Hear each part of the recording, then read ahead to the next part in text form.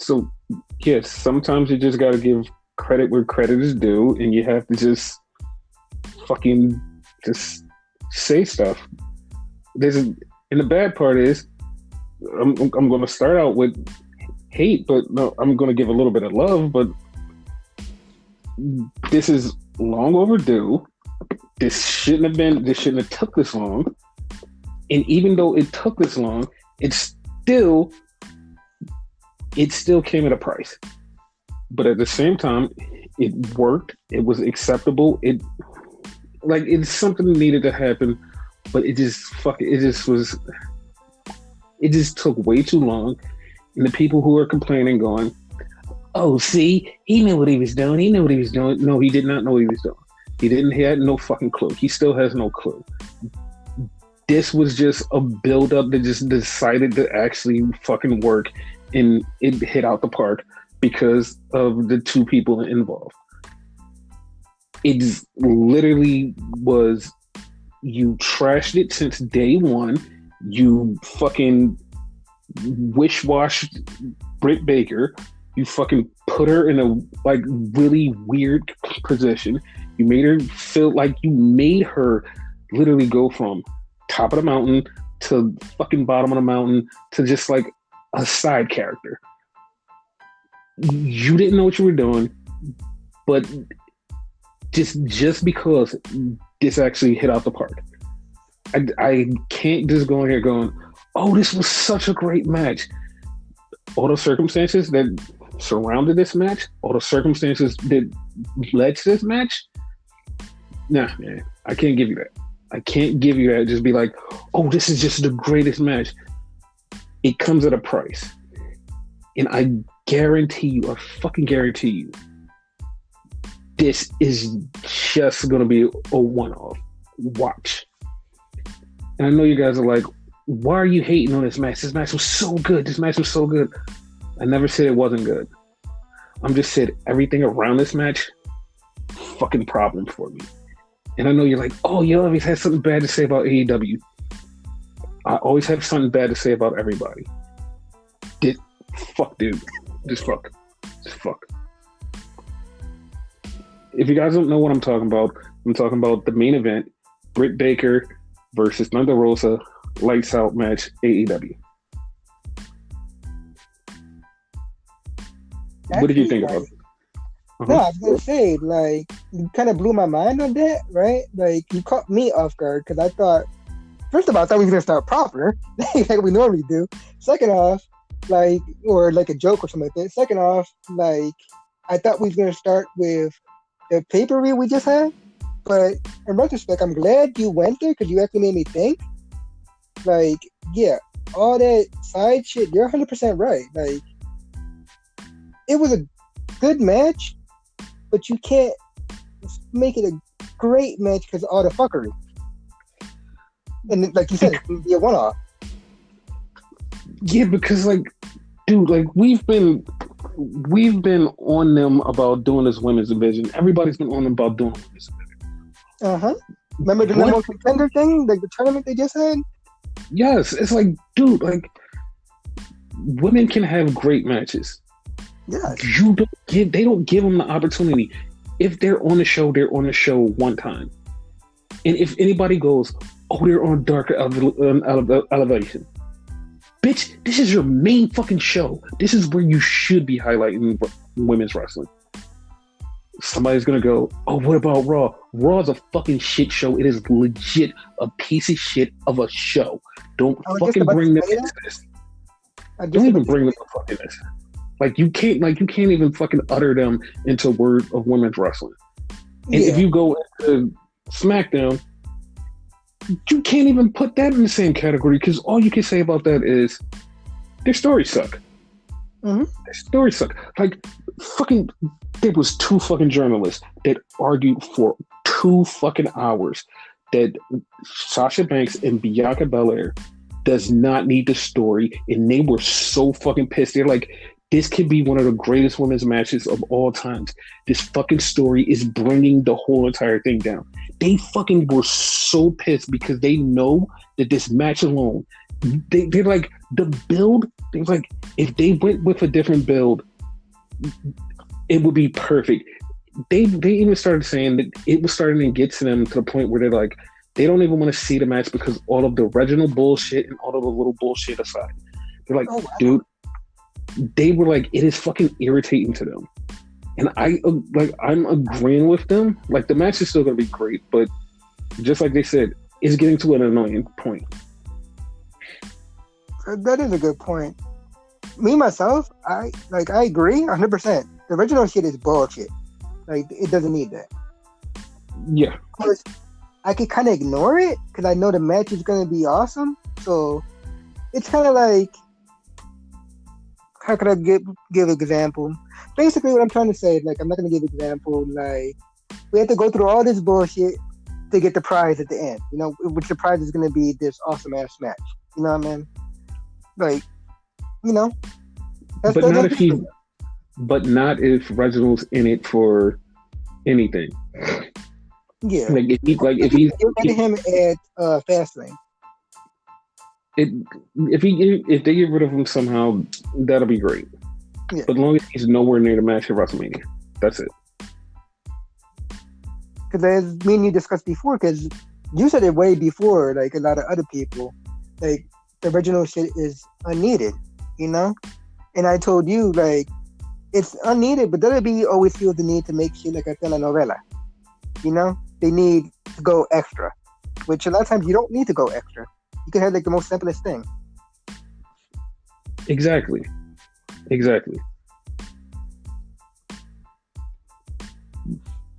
But like I was saying, it was like, yeah, I just want to prove I'm better than you, and that's it. Yeah, but like I was saying, the women's division need to be featured more and put more on television in AEW. Yes. And like I said, stop telling me to go watch Evolution, go watch Dark. I'm not doing it. Like I'm not going out of my way to watch Evolution and Dark. And don't go, oh, you're an AEW hater. No, I wreck my sleep schedule every fucking night to watch the New Japan Cup. Don't fucking tell me I won't go out of my way to watch wrestling. I'm just not going out of my way to go look at women's wrestling matches that should be on the fucking main show. Don't give me no bullshit and say, oh, this match was so great. Yeah, the match was great. It should have been on Dark. And I'm not sitting there every fucking day watching this shit because somebody decides, no, I don't think that this belongs on fucking Dark. Fuck you. Look at NXT. Their fucking women's division is fucking psychotic. And not even just like fucking regular NXT. NXT UK's women's division is fucking psychotic. So don't tell me like you can't force them onto the show and give them a storyline. Don't give me the bullshit. Like, please don't give me that. You could easily switch out like stories they got going, which they could like continue later, like the whole Bucks thing that they had. They could have switched that out for another women's segment. They could have switched out. They could have switched out a lot of things, but we're going to get into that slowly. But I just wanted to come on here and just like straight up give my opinion straight off the back. No, I'm glad you did. Like, you actually blew my mind and gave me another perspective of that match. Like, actually, thank you for that. Like, the match was real good. It was a fucking anything goes match. And somebody put into perspective why the match was so good. And I thought about it and said, you know what? You're right. But at the same time was like, I kind of give them a little bit of leeway because it was a build up to this match, which made this a whole thing. Mm-hmm. What the person said was, the match was so good because it was a hardcore match with women that we haven't saw in a long time. Like, we haven't saw this kind of violence and destruction with women Yeah. in a long time. And for that to be the main event, it was just like, oh, wow, that actually was really good. And they they took away the part of just its violence with women and said that's why it was so good. And you look at it from that perspective, you're like, holy shit, like that's was the draw of it, the violence in the women that you don't get to see. It's like, yeah, like if we got to see that all the time, it would be normalized and it would be a regular thing. And because they don't do it often, it's added to the match. But not only that, but these two have been feuding for months, and they have actually been keeping the feud alive, like through little interactions. And it's like, oh, you definitely want to see this. This is just like when Britt was beefing with Swole. You wanted to see this. Yes. That's what this is. And that's why it had more intrigue than just the violence for me. It was them finally finishing this fight. It was violence as hell. Thumbtacks, the chairs, the ladders, the tables, everything. Fucking phenomenal. But it was the finish, the finality of this. And even the way Britt won, because this has all been Britt just fucking with Thunder Rosa because she stepped in her spot. Wait, didn't Thunder won? I mean, that's what I meant. That's what I meant with Thunder Run. And it's been Britt fucking with her because she stepped in her spot, which she never stepped in her spot. They just took Britt's spot away. Yeah. Because no matter how much you think about it, Britt has been screwed out of her spot since day one. If Thunder Rosa gets a shot at Sheeta, I'll be mad. Britt Baker deserves it. She's been deserved it. It's a travesty that she doesn't have an action figure and she doesn't have a title shot. Is it true that she only had one title shot? Because like that kind of like sticks in my mind. Like she's only had one title shot this whole time she's been there. Bro, I'm not even gonna lie to you. I'm not even sure she did have a title shot. Okay. Period. Because I wasn't sure about that. Because like I want to say I don't even remember her having a title shot, but she deserved a title shot. She been deserved a title shot. She definitely deserves one now. Just after that match, it was mind blown. Like, wow, this is a great women's match. And I know somebody out there is like, wait, but you said a couple weeks ago that AEW had a great women's match, and AEW had a great women's match the week before, and like 2 weeks before that, you kept saying it. Yeah, because these are sprinkles of good matches that should be on AEW Dynamite every week, not just for a fucking tournament. Not just this. Like, we should have this. We should enjoy this all the time. 100%.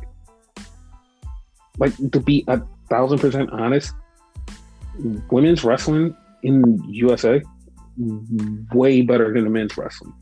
I will enjoy that 1,000 times more than any male wrestling match in this country. Yeah, 100%. I agree. Like, I support women's wrestling. That's all I can say. Yeah. Remember last week's episode where like I was so upset and bitched and complained about the fucking like hardcore bomb match? It kind of killed hardcore to me. Mm-hmm. This match actually made me love hardcore again. Not to the like extreme where I want to see it all the time. Like, you know what I mean? Like blood all over the place. They did it correctly, and they made me love it. But I'm gonna tell you why, and it's just like a really weird caveat. Okay. It was the women. Here's the weird part, right? Mm-hmm. Like, you're right, but at the same time, at least in my case, I believe you're wrong. Maybe everybody else, because when women go out like that and they let them go, right? Mm-hmm. I'm numb to the woman thing. Like, I see them as athletes. You know what I mean? Like, is No. that weird? Is that weird to say? No, that's not it. That's not it. That's not it at all. Because we've went through this thing before, and like when I point it out to you, you go, no, and then I point out this one fact to you. Okay. When we've seen something a million times that men have done, we're like, oh, we're numb to it. When the women do it, it's different. Not because they're women, because they have a different technique. They wrestle a certain way. Yeah. Their bodies contort in a certain way. They fly in a certain way. They're lighter. They're smaller. They have like a different type of energy. Every time it's something like that and a woman does it, it sticks out because it's different. Because it's not the same shit you've seen a million times over. They can literally have a fucking Hell in a Cell match the same time they have a men's Hell in a Cell match. Women can do the same exact thing and it would look 1,000 times better because the women do it better. And it just, same match. Like we had the Hell in a Cell match with Roman and Jay, and then we had Sasha and Bayley. Yeah. They had the same exact match. The only reason that the Sasha and Bayley one stuck out more, because they did damn near the same things. Only reason, because it was brutal, because it was the women and they just went in. Because they want to stand out. That's what fucking turns their regular match into an awesome match. Because they put themselves through like, fucking, we want to make history. We want to be better than the men. They can have the same match on the same card, exact same way. The women just have this certain intensity that the men doesn't have. And it's the same shit. We've watched it over and over. Fucking TLC match. 2 TLC matches at the same show. Which one is better? The women's. All the time. Like, it's because they have something that's like, it's intangible. That's like, holy shit, this was fucking awesome. Fucking steal the show all the time. Yeah, you're right. You're right. And the reason is because for years, women have never done shit like that.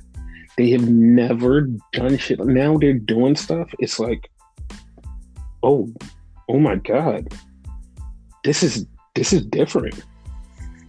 Back then, you'd be lucky if you had like a women's match that's past 2 minutes. Exactly. That's the thing that people are starting to realize. Like, the women are just different than men. We've seen the men do everything over and over, and it gets so boring to the point now where people are starting to go, oh, when are the women gonna wrestle? These men are so boring. People like even have a joking hashtag like, just get rid of men's wrestling, because it's boring, because we've seen it a million times. Like, you have to come up with something super creative for the men to do. You literally put a men's storyline on women, fucking sell out. Fucking sell out. Everybody's just going, oh my God, did you see the women's match? It's because it's different. And that's what we need. That's what we need. Yeah, I agree with that. Because if you take your eyes and literally have 2 matches, sit them side by side, and watch them like a hardcore match. Like you said, the hardcore match with Kenny, you saw it and you was like, fuck, this sucks. You saw the match with Britt. Oh my God, this is amazing. Literally almost verbatim the same match he had with Jon Moxley. Almost the same exact match he had with Jon Moxley. You saw Thunder Rosa and Britt Baker do the same match. You're like, Jesus Christ, this might be match of the year. Because they're women. They did it different. They did it first, and it just looks amazing. Yes, you're right. Like, and I know people are probably like, well, that's kind of sexist. No, that's not sexist. This is the evolution. Like, everything I'm saying is literally telling you about the evolution. Like, when they do it, it's evolution. This is evolution. I Like, when we get to the women try harder because they've been given the shaft for so many years. So, you know what I mean? Men, they don't give a fuck. They just do what they do. Women, they try harder. They put their hearts and souls out there. Would you agree? No, I agree with they put their souls and their heart and souls out there, but the men try hard too. But the thing is, we've literally seen everything with the men. Yeah. Like, we have grown up watching wrestling, and it's been men. And I'm gonna break it down to you in digestible bites. Okay. When we grew up, it was the golden era. The big guys, the big tall guys, the strong guys, muscular guys, running wild on wrestling. Running wild. Yeah. Then you saw the cruiserweights and was like, holy shit, what are those? Those are like little skinny people jumping around doing flying shit. Oh my God, this is fucking awesome. We became enamored with the cruiserweights because they were different than what we were used to. What we were used to got boring. We found something different. It made us go, ooh. We were used to regular wrestling, just wrestling. Then we found hardcore. Oh my God, that's different. Oh, this is so awesome. Every time we find something new, because we're bored of everything else, it enamors us. It makes us go, ooh. Now we're at the evolution of the women where they're being implemented. And now we're just like, ooh. Each thing that comes along in wrestling growth is a little chunk of something bigger.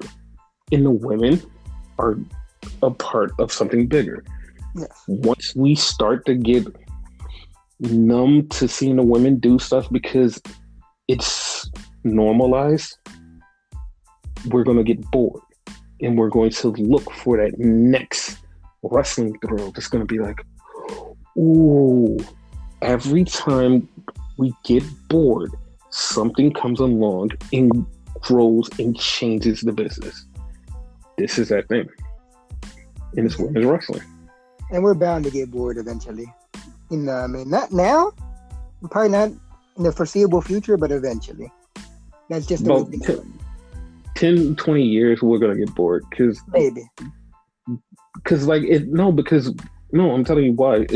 We're going to see everything. Like, all of the crazy shit that the men have done, we're going to see the women do all of that by 20 years. Okay. And once we get to that 20-year point where the women have done everything and they're starting to recycle storylines, recycling matches, recycling things, you're going to be like, oh, well, this is normal now. We're going to need a new thrill in wrestling. Yeah. Hey, and who knows? It might even be the resurgence of big men or MMA type wrestling, or something might come back. Who knows? Or we might find something new. Like, who knows? Who knows? Could be anything.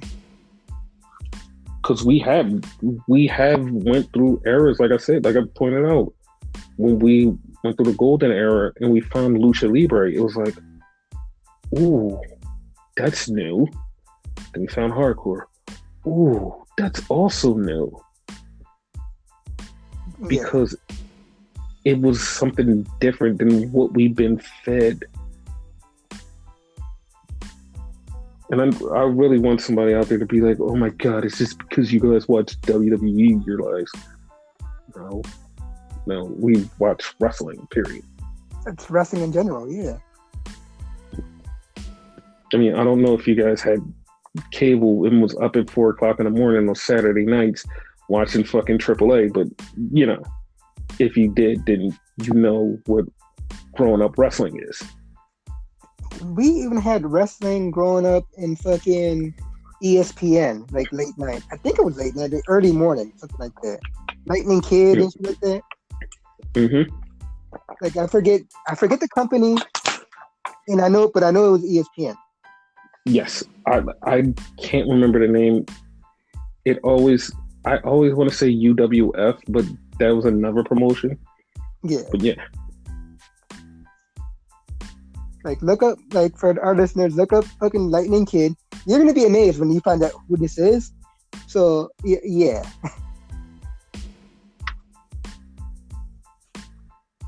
But yeah, it's just a thing, evolution, like you said. Yes. Like I said, I'm not shitting on the match. I'm not saying the match was garbage. The match was actually great. It's in one of my matches of the year already. Mm-hmm. I'm not disagreeing with the match, but I'm just saying it took too long for them to get to this point, and it should have been earlier. And this is great. Yeah. Also, with AEW, somebody said something earlier, and like, I kind of don't know how to feel about it because, like, they were talking, and like, I was listening to the conversation before I jumped in, and they were talking about storylines, and they're like, well, if the crowds were around, like, AEW storylines wouldn't be so boring and they would be better. I'm like, wait, like, you guys think it's boring? It's like, yeah, it would be better. And the other person who jumped in was like, yeah, it's like, these storylines are just like to pass the time. I think Tony Khan had like way better stories if the crowds were here, and like AEW would be way better. And I'm like, okay, like, what storylines are you bored with? Like, because like everybody raves about this match, and how they got there and the story. I'm like, if something is so boring, why do you rave about it like it's so great? And they're like, because like it's AEW. I'm like, that literally didn't answer my question. It just was like, because it's AEW. Here's the funny part, right? Mm-hmm. It didn't answer your question, but at the same time, it did answer your question. And you've had the answer to your question all along. Because you came on this podcast a couple times and have said it's a new shiny toy, that new hot girlfriend, that type of mentality. You know what I mean? That's why it's so great to them. Even though it's boring and whatever to them, like, it's that scenario, you know? It's new, so I'm going to like it no matter what, even though it, quote unquote, it's boring. Yeah, but they're like, she's hot, but her laugh is horrible and her feet smell. It's like, dude, what the fuck? Like, like you can't have everything. Like, and it just boggles my mind. It just boggles my mind. Yeah. But anyway, AEW show was a show because that match was the whole show. Pretty much. Because like that was like the only thing that was like really cool to me. I mean, there was one other thing, but we talked about it last week, so. The Pinnacle thing? Exactly. Yeah, like I'm not even gonna lie, like, you guys heard us on this podcast multiple times mention the new Four Horsemen. It was like, never could put together MJF into this. And he fits perfectly. Yeah, I was gonna say that. Yeah. He fits fucking perfectly. He's fucking good. We even shit on him a couple weeks ago. I was like, yo, he's so boring. And now I know you guys are gonna be like, oh my god, now you're on his dick. I mean, not on his dick, but like we're literally giving him props. Like he did show up in the MJF. So yeah. Here's the thing, like, ladies and gentlemen, our listeners, right? We could change our mind, you know. Someone could change their mind here and there. It's not the fact we're on this person's dick, we're shitting on this person now. You know what I mean? We could easily change our mind. You know, like what the hell's wrong with that? MJF is good right now. He may be shit later. No, but here's the thing. Like, people will look at us and be like, oh, you just didn't like him because he was doing this thing or he was doing this thing. I mean, yeah, but also at the same time, it was true. Like, you can't change when, like, people fucking get better. Yeah, he, like, this made him better, in my opinion. Yeah.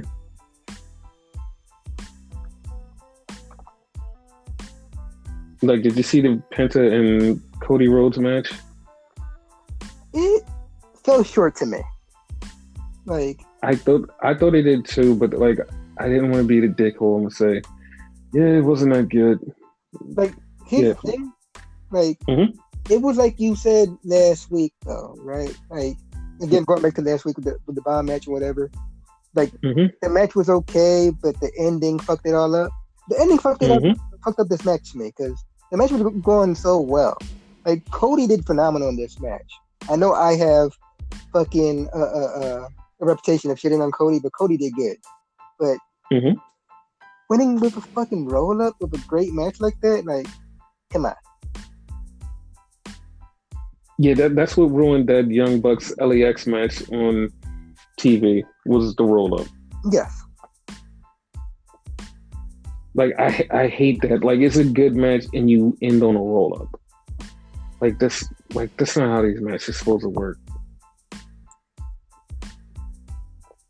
I mean, even if you gotta live with some fuckery, some cheating or whatever, fine. It's better than a fucking roll up. 1,000 times. Yeah.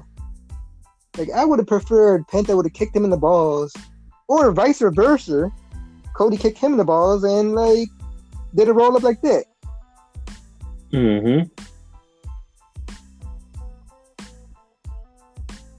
But other than that, the match was good, but it fell flat.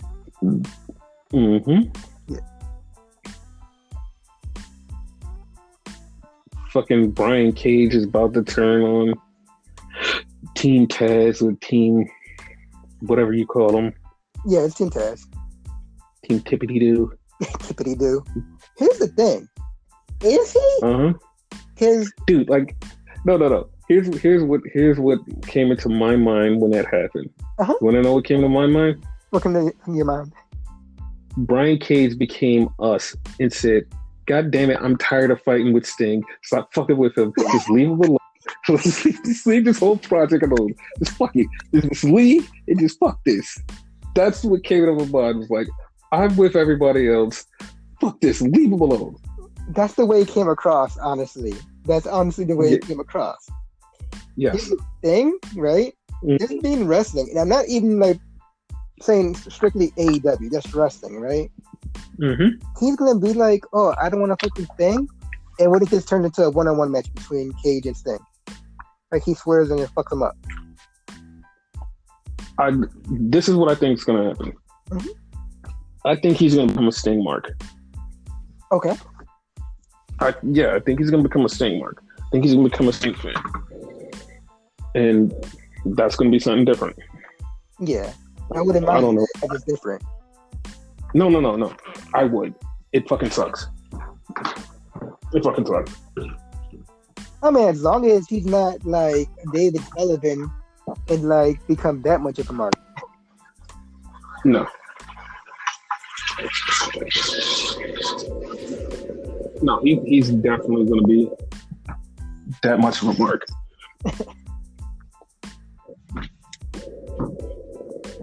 But yeah, as long as he doesn't turn on Sting and this shit continues. Yeah. But yeah, it's going to be Archer and Darby. That's going to be something fun to look forward to. Yeah. That seems like it's going to be the eventual sense, but right now, apparently it's going to be Darby versus Otis from the Dark Order next week. Yeah, but it's going to wind up being Darby versus Archer. Yeah, of course. He too keeps fucking with Sting, by the way. Yes. We had Jade Cargill wrestle. Oh, she's fucking amazing. She's fucking amazing. And this is only her second match. Second match, right? Second, third. Yes, second. Okay. Well, it might be third because she might have wrestled on Dark or something. Yeah. Like every time I watch her, words. All I can say, words. So yeah, no words, because no words can describe that shit. Just words. Yeah. Just words. I just watch her wrestle, and then like she's just there afterwards. I'm like, I can't look at you. I cannot look at you. I have to turn the channel. She's great. Yes. Too great. We had Jurassic Express and the Build-A-Bears versus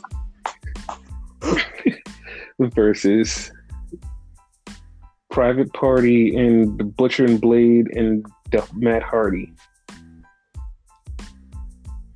Yeah, it was a match. They're a crew, so like they need a name. I was about to say the Hardy Party, but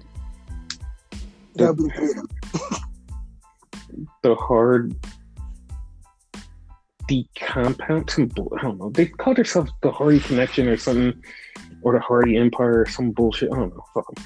Money something, because he's Money Matt. So. Whatever. Fuck them. Moving on. Then we had Eddie Kingston and Moxley versus. Wait, you didn't say who won that match? I don't really care, but it was Matt Hardy and the Hardy Party. Whatever the fuck they are. Moving on. Eddie Kingston and Moxley. Shut up.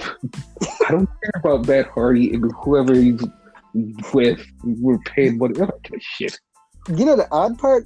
We talked about changing minds. Like, I'm changing my mind about Matt. I'm starting to like this Money match. If I had a bottle for every time I seen Matt Hardy, I would throw it at him. So, moving on.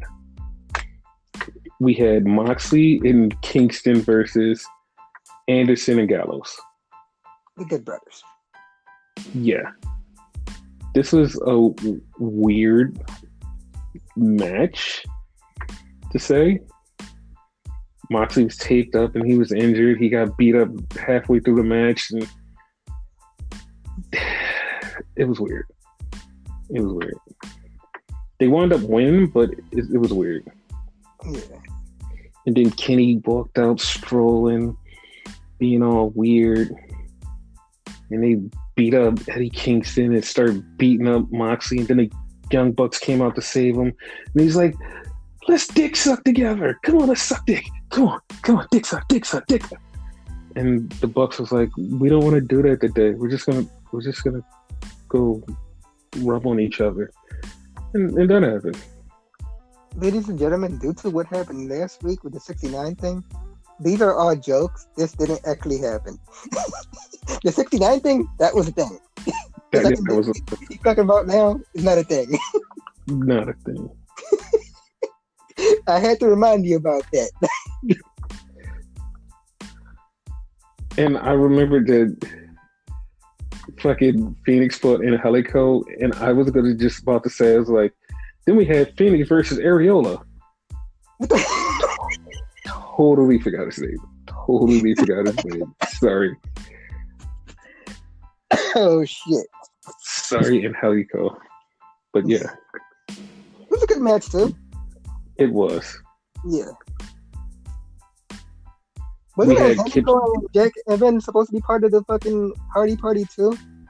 Yeah, they got paid off, yeah. Oh, okay.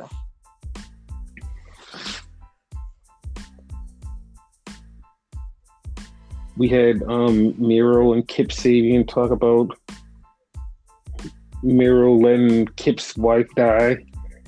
And Miro said, get your head in the game. It's all about wrestling. He more or less said, fuck her. Yeah. But then he said something that like caught my eye and made me laugh. It was like... The wife thing, right? Yeah. He's like, you don't bring your wife to wrestling. I don't know why I gave him my Irish accent. Shut the fuck up. It will ruin your career. Like, whoa. Yeah, it did ruin your career.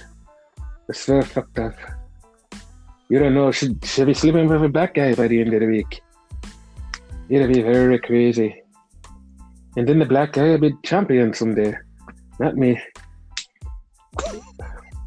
I don't. It was St. Patrick's Day. Shut up, people. Woohoo! Sheamus. And we had Christian Cage do Christian Cagey things because he came out and said, nobody can outwork me. I'm a workaholic. And nobody knows what workaholic is better than me because I've been on workahol since I was 12. And I've been to rehab and now I'm back on workahol. And nobody's going to outwork me. And if you want to outwork me, you have to drink a lot of workahol. And you don't have a lot of workahol to drink. Especially you, Kenny Omega, who's never drunk workahol because you're sober and you're straight edge. But it's about workahol. So you outwork me and then you drink your workahol. Workahol. What the fuck? I'm being a dick, but Christian did say a lot about outworking everybody. And I just turned it into a comedy segment. Bullshit, yeah. Yeah. I turned it into a comedy segment just for your enjoyment. So there.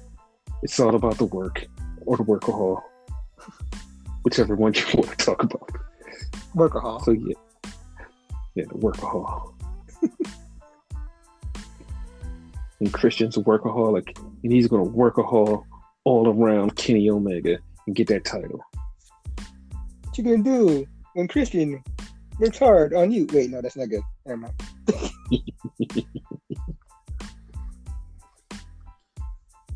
But yeah, that was AEW The Dynamite. Yeah. They have a new show, AEW Outbreak. I mean, AEW Elevation. Outbreak, god damn. I was thinking about NXT, but yeah. Did you watch it? No, I did not watch Elevation. So explain me what happened with Elevation. I did, and it came like, here's the thing, right? Like AEW Dark, it's kind of like a lower downgraded version of Dynamite, right? Mm-hmm. However fuck you pronounce this shit, I'm Puerto Rican. Elevation. That it comes across as a downgraded version of Dark. So you tell me what's wrong here.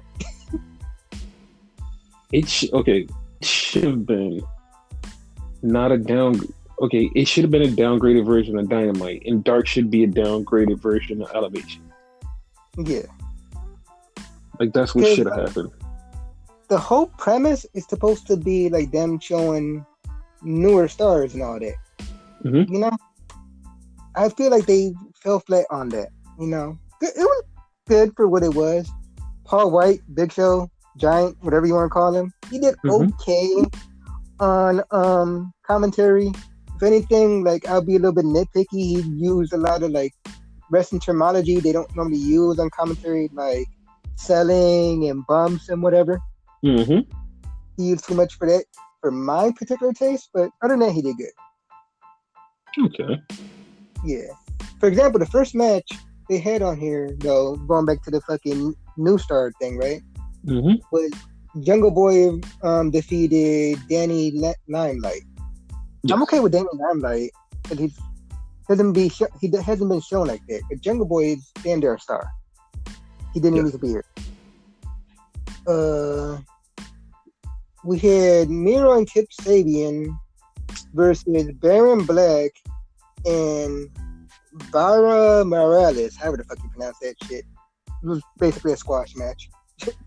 Okay. Big Swole was here, which, why isn't she on Dynamite? Going back to your whole women thing. Yeah. She beat Skylar Moore. Okay. Then, like, again, with the fucking star thing, we had QT Marshall. How do you pronounce it? Marshall or Marshall? Marshall. Marshall, he went against Marco Stunt. And basically, like, the match happened. He beat him. By he, I mean QT Marshall beat Marco Stunt.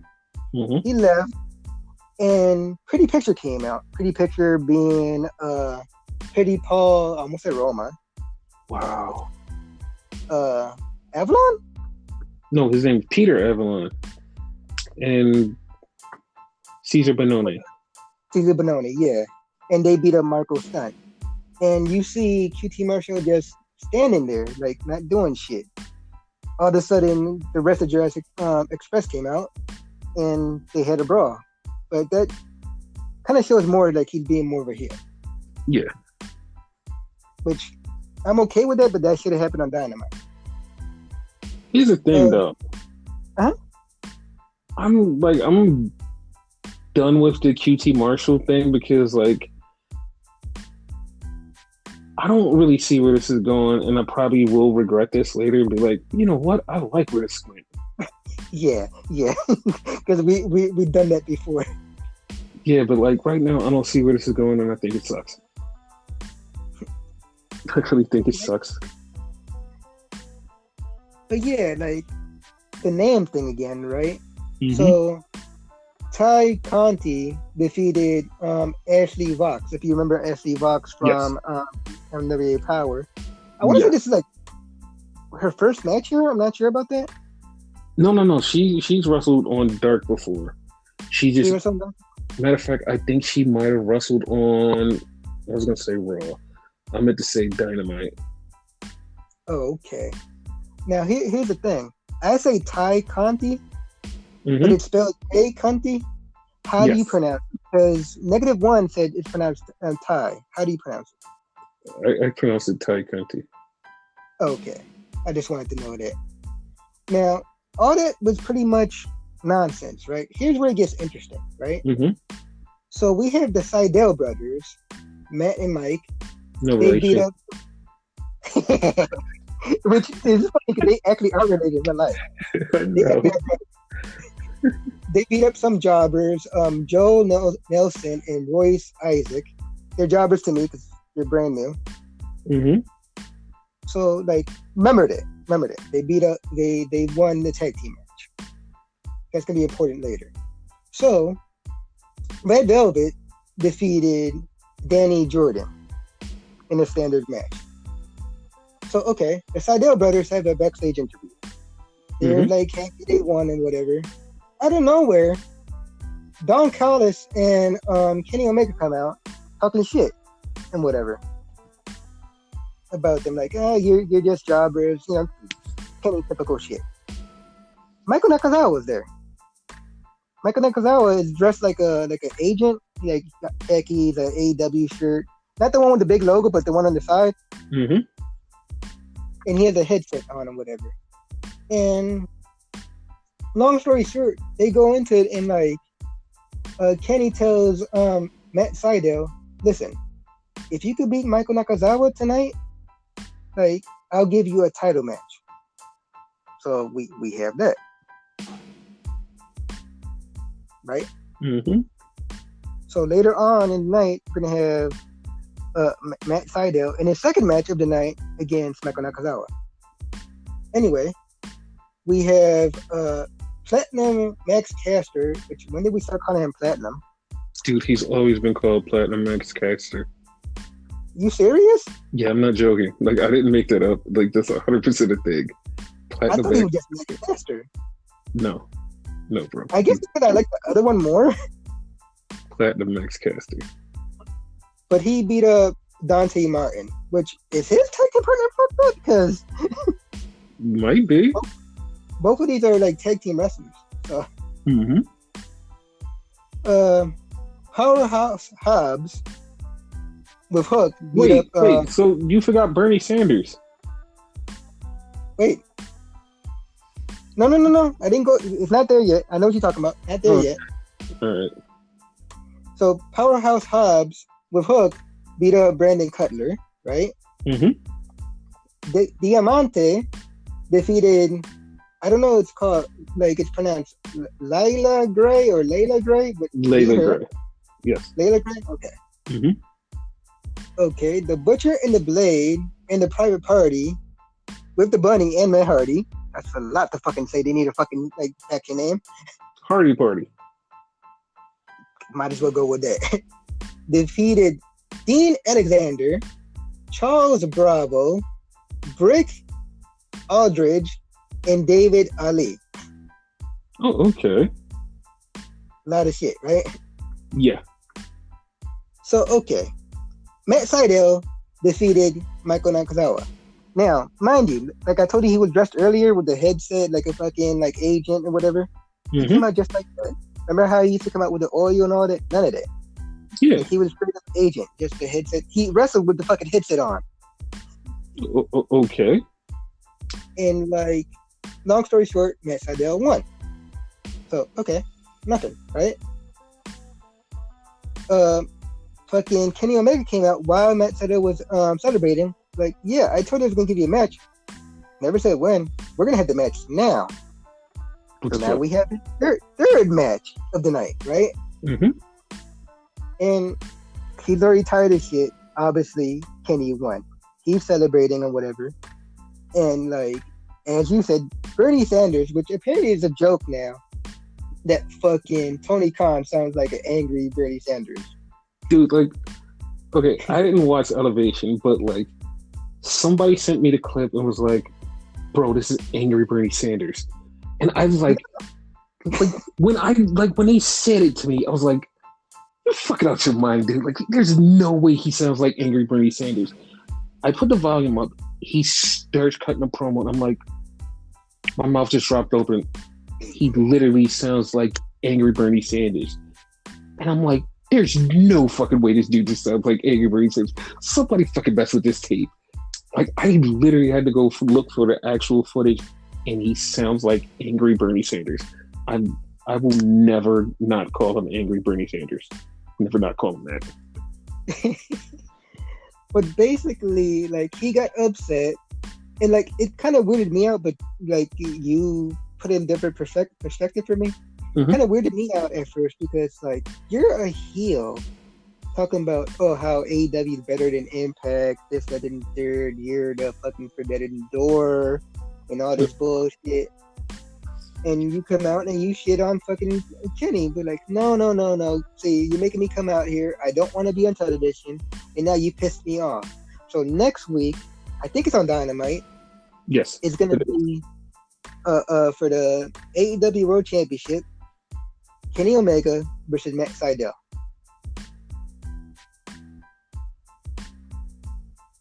So that's a thing. Yeah. And yeah, in the main event, which I loved, by the way, like, this was like probably the best match of the night. We had Riho versus, is it Maiko or Miko? Maki Ito. Maki Ito. Okay. Excuse me, like, if I pronounce shit wrong, y'all. So yeah, that was a thing, and I believe, like, because I'm reading it, y'all know my fucking memory. Fucking Rio won, I do believe. No, Mikey Ito won, actually. Somebody won. Yeah, well, somebody won. And regardless, go watch it. It was a great match.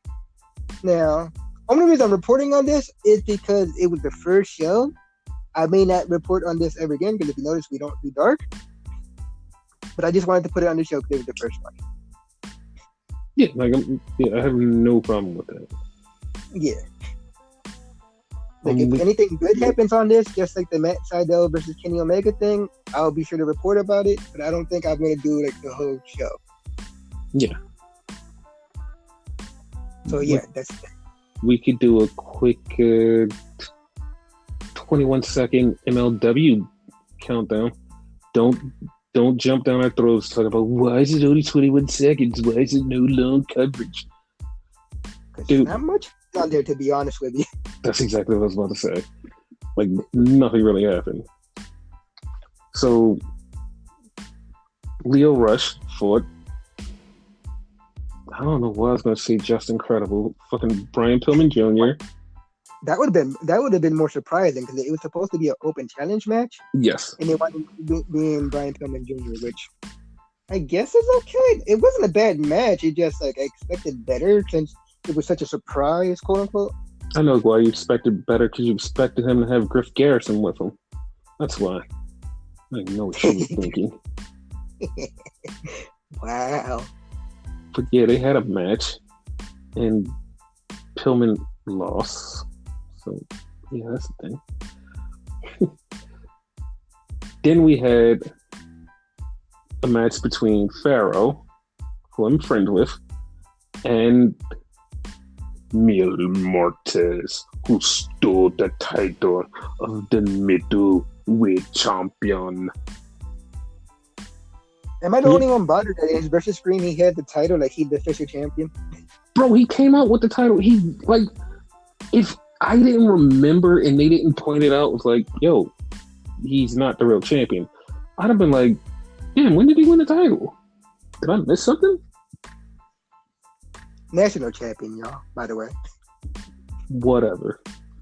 No, I'm just letting them know because they probably like, wait, he's the pro champion? Nah, national champion. No, I actually said the middleweight champion. That's the funny part. Oh, no. Middleweight is Leo Rush. Okay. I'm glad you corrected me because I was going to say Christian Cage. I am all over the place, guys. Don't even judge me. Can't even be mad. We watch so much wrestling, it gets confusing. Hence, I had to literally read where I'm at.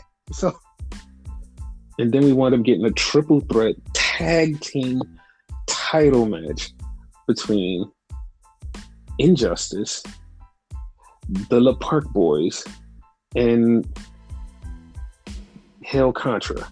Because in the beginning of the show, Hail Contra decided to jump the Injustice Boys, and then the La Park Boys came out to help them, and it was just too much of a fucking fuck fight, and they just decided, hey, we're gonna have a fuck fight later. And they all had a fuck fight. And I know you're like, why do you keep saying fuck fight? What is a menage a trois? A three-way. Fuck fight. That is true. That is true. It's a fuck fight. The funny part, though, right? Mm-hmm. You're incorrect in one thing. What? You said Los Parks Boys. No. One boy, one father. They're the official tag team champions. Do they have penises? If they have penises, they're the La Park Boys. If they're La Parks and they have La penises, they're La Park Boys. But if you say boy, it's Parker Jr. and son of Hijo. The son of Hijo. Wait, what? The grandson of the La Park? Holy shit! Oh, mark my words. There's gonna be a La Parker 2 eventually. La Parker 2, Electric Boogaloo. Like it's gonna be too many fucking parks. But yeah. But like all three of them was in this match. Like it was. They are like Platinum Park, Yosemite Park, Disney Park. Just a bunch of parks. You know, the one in LA Park, right? Like you can only go at LA nights. Oh wow. We'll get to that one later. Yeah. No, he won't, because he didn't get to it at all. Oh wow. Anyway, those parks won that three-way menage a trois, as you would say. And the rest of freedom was there, so yeah. So yeah, that was MLW. Yeah, see, that's why it was quick, because not much happened. Exactly. Yes. Yeah. And let's quickly cover Sacrifice. The only two things that happened at Sacrifice. Oh, so, Finjuice beat the Good Brothers, and now they're the World Tag Team Champions in Impact. I didn't see that coming, to be honest with you. I did not see that coming. You know what really made me not see that coming at all? What? Was like 2 hours later, Juice Robinson had a match in Japan. I was like, like I heard him win, and I was like, oh shit, he won. Then I was like, oh shit, he's in the New Japan Cup. Wait, he's wrestling. What the fuck? He's about to wrestle now. God damn it. correct me if I'm wrong, but doesn't it take way longer? It takes, yes, which means this was taped months ago. It has to be. This was taped months ago. And it was so funny that Kevin Kelly tried to cover it up, like on commentary, was like, Juice Robinson's one half of the TNA World Tag Team Champions. I'm like, bitch, why didn't he come up with a belt? What the fuck? Like, this is so jacked up. We're not allowed to show the belts yet. Like, that was so funny to me. I'm like, oh, this is so jacked up. Because this happened weeks ago. Okay. Because the funny thing is, like, Juice and Finn have been in Japan for a while. And, like, I know people are like, this is wrestling, but like, I have to give this fucking part away because this is just fucking amazing. It fucking blew my mind. You want to know some crazy shit? Some fucking crazy shit? Shit that I never even thought I would see? Something I never thought would happen? Fucking a million times never thought it would happen. David Finlay beat Jay White in the New Japan Cup. Exactly. Wait, he won the whole thing? No, he didn't win the whole thing. He advanced to the next round. Oh, I was about to say. But I was literally watching it, and I looked down for a second, and I was like, let me check the time. I looked back up and was 1, 2, 3. And I was like, did I change the what happened? Did I do something wrong? What just happened? And they're playing Finley's music. I'm like, no, that's not supposed to happen. Like, I must have pressed something when I looked down. Like, what is going on here? And the announcers are like, he's moving on to the next round. And they're saying it in Japanese. And they just say his name. And they're just like, did something fuck up here? Like, I did something, right? I pressed the wrong button. Like, something happened, right? No. Finley actually beat Jay White. Fucking shocked the shit out of me. Shocked the system? Mm-hmm. That system was fucking shocked. Shit. And what's the second thing you wanted to mention on here? Because it's a third I actually want to point out real quick, but what's the second? Oh, the unification of the titles. Oh, okay. Wait, what were you going to point out? Oh, the fact that Ace Austin beat TJP for the X Division title. The title changed hands. I'm a big fan of Ace Austin. So yes, yeah. I am too, but I'm sad but happy at the same time. Okay. I'm happy he won the title. Sad that he didn't win a bigger title. Hold on. 100% right. The part to it though, right? Mm-hmm. It looked like he might be going into a feud against Chris Bay, another person we like. Yeah, so, no, that'd be great. There's that, and they've had matches before, and awesome matches. Yes. Yeah, but like it was a point where I really wanted him to be the world champion because he had that great momentum. Mm-hmm. And like also I wanted him to be X Division champion before. Wait, wasn't he X Division champion before? He was. I think this is like his second or third time. I want to say second. Yeah, but it was like one time like he was really over, and I was like, please put the belt on him. And they did everything in their power to not put the belt on him. And I was pissed. It was back when Eddie Edwards had the title, right? Yes, and it was like every time it was like, yo, he's killing it right now. Put the title on him. No. Would have made sense. Yeah, every time. I just kept saying, he's killing it. Put the title on him. No. All everybody could talk about was Ace Austin. They was like, nope, not putting the title on him. Not trying. So, storyline and everything. Bro, it was so fucking crazy. They kept giving this dude fucking shots, and it's like, just put the fucking belt on him. No one wanted to put the belt on him. And then it was like, all right, we're gonna put a belt on him. And by that time, we stopped fucking watching the show. We're like, fuck it. Yeah, Yeah. But yeah, the actual unification match, and I have to say actual because there's a title for title after this. Gotta like differentiate. Rich Swann, the Impact Heavyweight Champion, versus Moose, the TNA Heavyweight Championship champion, which apparently is official at this point. Yes. Remember, there was a long time where it wasn't official. But yeah, this match was fucking awesome.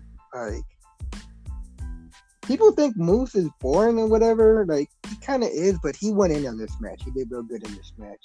Where it was so good that I seen a lot of people change their mind on Moose. They're like, yo, why didn't he win? No, like, a lot of people, when they had the 6-man, like, became Moose fans because they watched him wrestle Kenny and it was like, oh my God, he's so good. Yeah. And I just, like, I've always been like, Moose is good, but he's like a total dipshit. So it's like, I don't give a fuck. Yeah. Like, that's 100% been my thing with Moose. Like, he's a good wrestler, but he's a complete dipshit, and I don't really give a shit about him. Like, he's a dickhead in real life. Yeah, like off the court, he is just like a total piece of shit. Like he's done shit with women. He's fucking just been a non-mask wearer. He's just been one of those stupid fucks. You're like, dude, can you please stop being dumb? And then he'll say something to the fans like, "You shut up." Like, no, you're fucking trying to kill everybody. Fucking just be smart, you fucking piece of shit. Yeah. It's like, dude, like you're just an asshole, and that's why I'm just like, too. Yeah, he's just like one of those fuckers. It's like, yeah, fuck you, man. Like you have so much potential. It's just like, oh, fuck you. But yeah, if y'all didn't notice, like I gave it away before I said it. Rich Swann is your new unified Impact, I guess, / TNA champion. Yeah, I hope nobody comes to collect that belt. I'm glad you said that, because now we have a title for title match: Rich Swann versus Kenny Omega, the AEW champion. What? Yeah. Now, here's the thing to this, right? Now, I'm gonna jump ahead to Impact on TV or fucking Twitch TV, wherever you watch it, right? So, Rich Swann has both belts. He's carrying around both belts.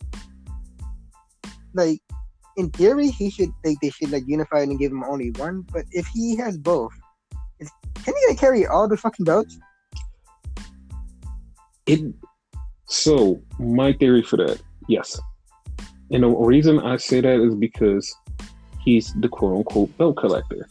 So him having 2 belts make it look like he has more belts he collected than what he really has. So that's the only reason it would be 2 belts.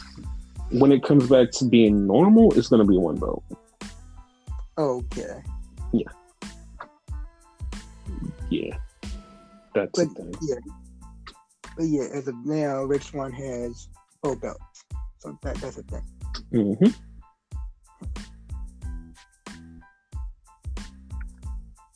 That's really was like the most noteworthy thing of Impact the show, not to mention like Juice. On the show, they said they were going to Japan and whatever. Little did anybody know that they were already in Japan. So that's a thing. 1,000%. That's a thing. And yeah, for future reference, that's the only like noteworthy thing, except for fucking maybe what's his name? Don Callis talking shit about Rich Swann or whatever. I'm talking about, yeah, you were my guy or whatever. But now I found a new toy, a better toy. And Kenny Omega's going to hit the one-wing angel and beat you because no one has kicked out of that shit. You know what's funny? Like, on a podcast I was listening to, like, this real, like, up-to-date podcast, and, like, they're really cool. And, like back in fucking January, they had said that Kenny Omega was going to wind up fighting Rich Swann. I was like, I don't know if that's going to happen. And then look, see, it happened. Those guys are cool.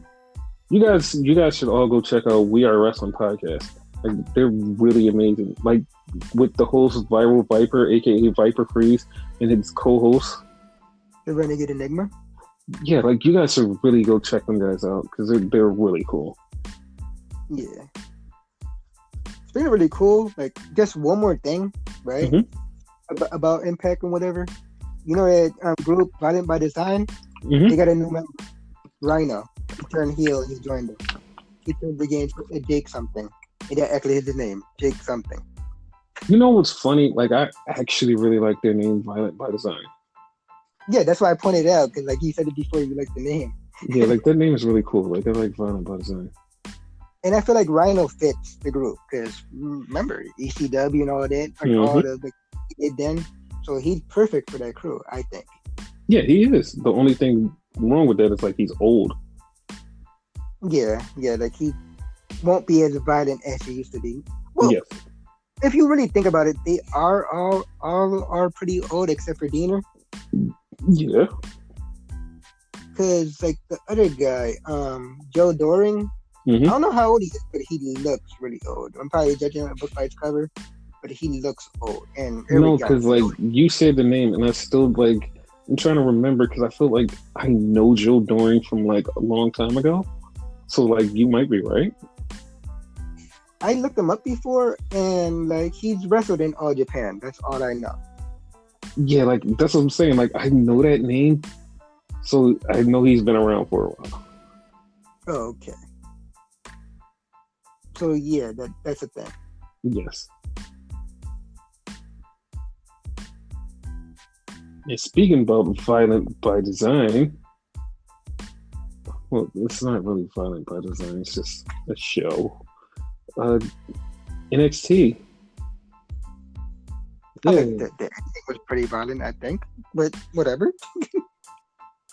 Oh, that ending was so violent, somebody got injured. Yeah. So, it started out with Scarlett, Finn Balor, and Chuck Taylor. I mean, fuck. Killer Cross. Killer Cross all in the ring. And Scarlett is talking her witchy stuff. And she literally said it. Me and Renegade are watching it. And she literally said, "You two will be draped in gold." And like, it just blew by me. Until like 5 minutes later when fucking 1-2 came out. I was like, wait, she did just say they would be draped in gold. Like, yeah, I had a Zack Ryder moment. Don't feel bad, I did too. So yeah, like Finn and Killer Cross, we're gonna team up and fight for the tag team titles later on NXT. I almost said AEW for some goddamn reason. I don't know what the fuck's wrong with me. Too much fucking wrestling. We have to keep up. Yo, I have made so many botches on this, and I'm not editing it. This is everything standing. I don't give a shit. You hear that, editor? Leave it alone. Damn right. So that was a match. We had Tommaso Ciampa's grandpa come in, and he was saying, "Hey, did you see Timothy Thatcher?" And she was like, "No, I didn't see Timothy Thatcher." "Well, did you see Alexander Wolf? They're both missing. If you see the other Imperium guys, tell them I'm gonna kill them too." She was like, "Okay, Grandpa, go back to normal." "All right, sweetheart." So Grandpa Ciampa walked away. Then we had what the fuck is that little guy's name? Oh, the Way guy. Yeah, because I can't remember his goddamn name. The Way guy. Austin Theory. Austin the Way Theory. Yes. Austin the Way Theory was talking to his parents, and his parents were at home. I don't know if they got sick or they had food poisoning or they just, couldn't make the flight out from the city that they lived in to get there to see their son. But whatever.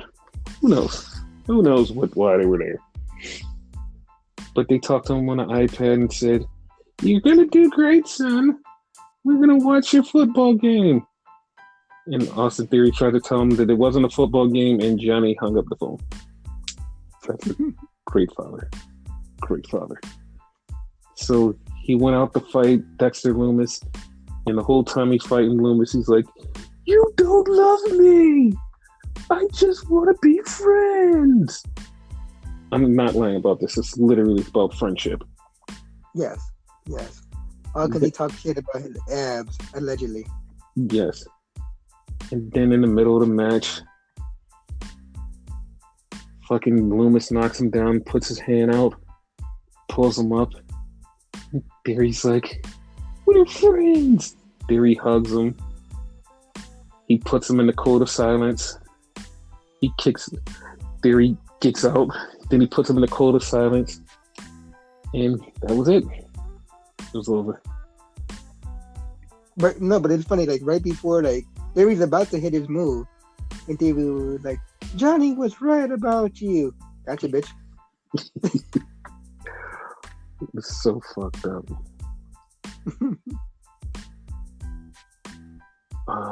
What else happened? Something bananas.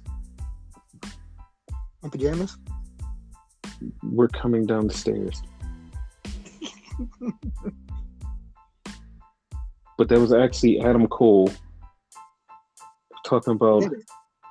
Yeah, it was funny because Adam Cole came out, was talking about Kyle O'Reilly, and then all of a sudden Regal comes out and is like, "Adam, you can't talk about him because he's not here. He's not medically cleared. He shouldn't be here. Something.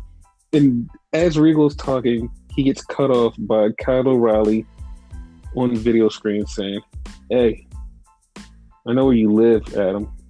I know where you buy your video games. I know everything about you. I know where you sleep. I know what clothes you wear. I know what cologne you put on. I know what juice you drink. I know what shirt size you have. I know what your shoe size. I know what your parents look like. I've seen the inside of your bathroom." And I was like, "Kyle, you guys were best friends. Of course you know all of this." And he's like, "I'm coming to get you, and you're not going to see it coming." So Adam Cole just left. He's like, "I'm going to kick your ass." So he just left. I was like, okay. That happened. We had Legado del Fantasma versus Breezango with Santos Escobar.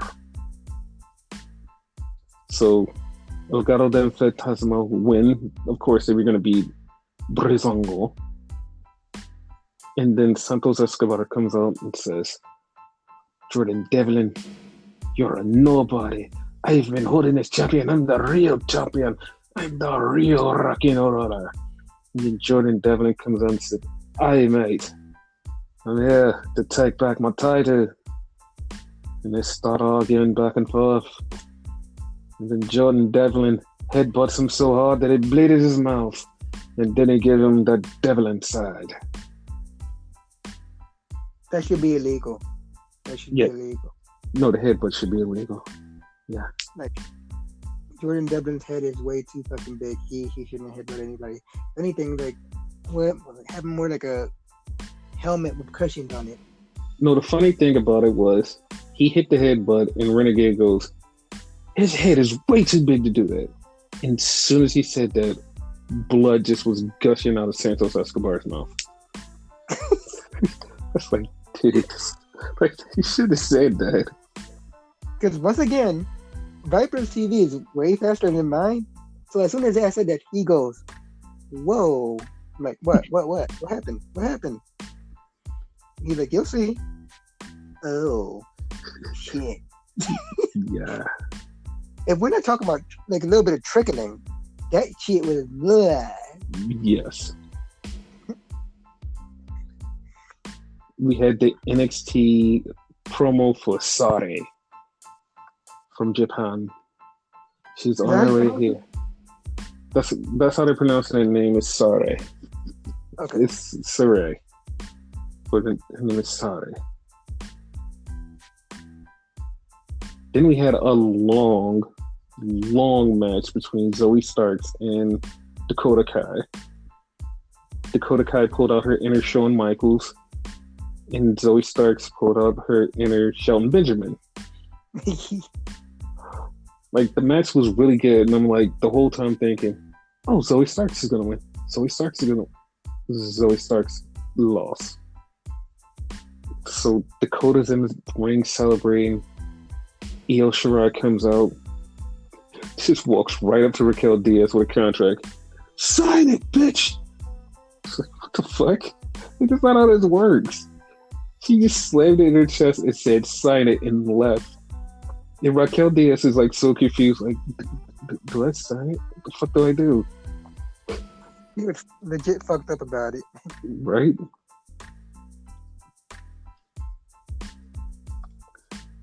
And so it looks like we might have a match at TakeOver.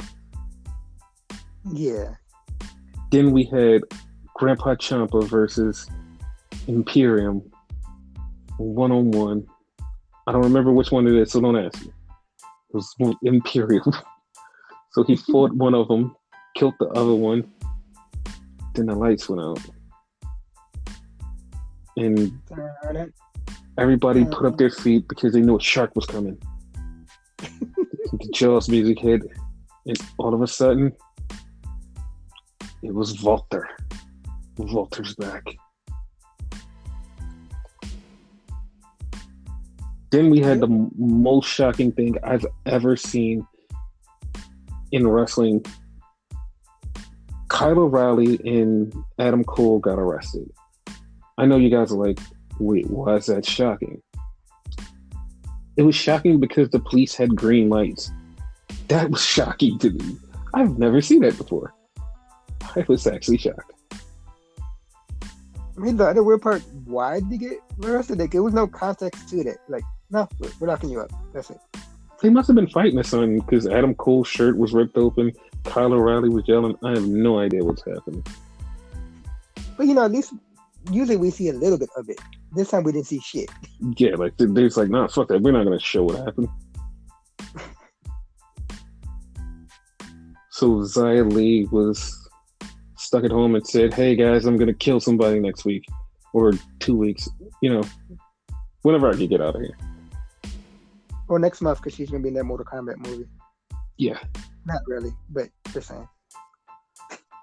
So yeah, she threatened somebody. And then we had the in-ring debut of NY Knights. It's LA. Drake. The funny part, I actually said that night. Well, LA Knight made his in-ring debut against August Gray. That's weird. But, yeah. They had a match. He's like a 205 Live guy.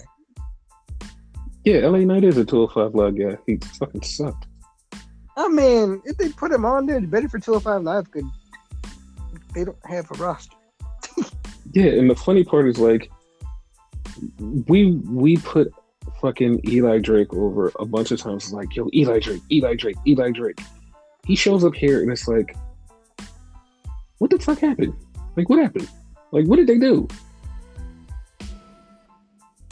What did they do? I'm gonna do a weird comparison because like he's kind of not doing anything right now. Mm-hmm. He has like that Elias complex. When Elias was in NXT, he didn't do a goddamn thing. Soon as he went to the like main roster, he started interacting with other stars and like he kind of got the rub. Okay. You know what I mean? Bronson Reed came out and played Chris Farley. That was cool. He said, fat guy in a little coat. And the funny part is, like, I'm not even joking. I'm 100% not joking. If you listen closely, the crowd started singing "Fat Guy in a Little Coat," and They were. yes, when he first put it on, he just started singing "Fat Guy in a Little Coat." I was like, "Oh my god, this is so funny." I did see him kind of like he was dancing a little bit, so that explains Yeah, that. Okay. and he ripped his coat. LA Knight beat August Gray, and he got mad about the coat ripping. And then What we about had LA? What they call him, LA Drake again? Fuck it, fucking Drake. At uh-huh. least he won the match. It could have been worse if he fucking debuted and lost. You know? Yeah, but who would ever debut and lose? Like nobody would ever debut and lose. Exactly. That never happens. It's happened. So then we had Balor and Cross versus Ernie and Burt. The match was okay because like it was a couple of spots in that match that was like, what the fuck? Like they did like this suplex move and like everybody got fucked up.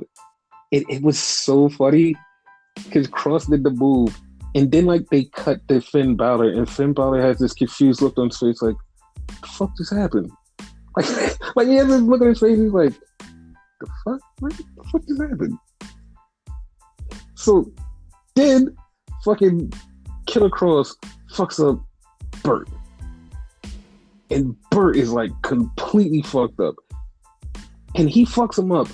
And for some goddamn reason, the camera cuts to him after he fucks him up. And Killer Cross fucks him up and he looks down and goes, oh shit. You see it in his face like, oh shit, I killed him. Like dude, like what the fuck is happening? Because he was fucked up for real. Like he fucked him up. He was out like half of the match. Then he came back and Finn Balor drop kicked him in the Scarlet. And then Killer Cross comes down and just fucks Finn Balor up. Gets back in the ring, fucks up Burt some more, fucks up Oni. Soon as Finn Balor gets the ring, Oni gets up, fucks up Finn Balor. 1, 2, 3. Then Cross fucks up Finn Balor some more. Scarlett helps Finn Balor up and says, it's only a matter of time. And he gets hit in the back of the head and Killer Cross is standing over him. Fucking crazy. It was kind of a mind fuck though, because I could have sworn they were going to win the tag team titles. Yeah, I thought so too. But we got 3 NXT TakeOver matches. Yes. We got the Cruiserweight title combination match between Santos Escobar and Jordan Devlin. We have Io Shirai versus Raquel Gonzalez. And then we have Cross versus Finn. And I know everybody's like, oh, well, that's half of the TakeOver card. You do remember it's 2 days, guys. It's 2 totally different days. And God only knows how long it's going to be, because I don't think it's going to be normal length either for the one No. night. No, it's going to be normal length because the first night is going to be on USA, which is 2 hours. And the second night is going to be on Peacock, which is also going to be 2 hours. Okay. So yeah, that's the thing. Cool.